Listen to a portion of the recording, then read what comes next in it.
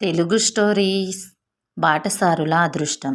అనగనగా ఒక రహదారిలో రాము, గిరి అనబడే ఇద్దరు బాటసారులు కలిసి ప్రయాణం చేస్తున్నారు.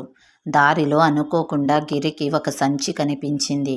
ఆ సంచి తెరిచి చూస్తే అందులో బంగారు నాణేలు ఉన్నాయి. నేను ఎంత అదృష్టవంతుణ్ణి! నాకు అనుకోకుండా ఇంత బంగారం దొరికింది అని గిరి రాముతో అన్నాడు.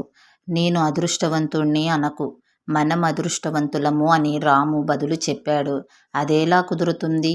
సంచి నాకు దొరికింది కనుక బంగారము నాదే, అదృష్టము నాదే, మనం కాదు, నేను అదృష్టవంతుణ్ణి అని గిరి కోపంగా అన్నాడు.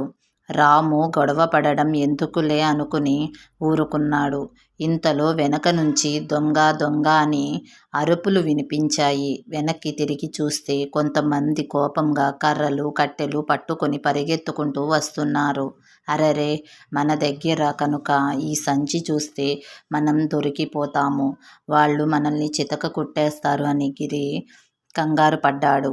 మనం కాదు, నువ్వు దొరికిపోతావు, నిన్ను చితక కొట్టేస్తారు, ఈ సంచితో నాకేమీ సంబంధం లేదన్నావు కదా అని కూలుగా రాము జవాబు చెప్పాడు. మనం ఇతరులతో మన అదృష్టం పంచుకోనప్పుడు వాళ్ళ మన దురదృష్టంలో కలిసి వస్తారనుకోవడం మూర్ఖత్వమే కదా.